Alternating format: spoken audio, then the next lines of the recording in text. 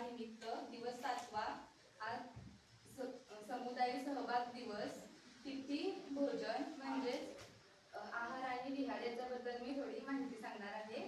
आपलं आहार आणि भोजन, आपलं आहार हा खूप पौष्टिक असला पाहिजे, म्हणजेच की रोज चपाती, वरण, भात, भाजी असा आहार केला पाहिजे। वरचा चटपट खाऊ नये, म्हणजेच की आपण बाहेर गेलो की वडापाव वगैरे हे खाणं खूप नाशवंतक आहे।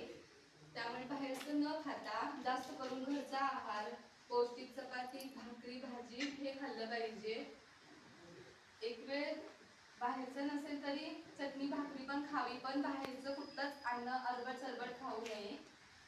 आणि त्याच्यामुळेच आपला आहार आणि विहार हे खूप पौष्टिक राहतं। धन्यवाद।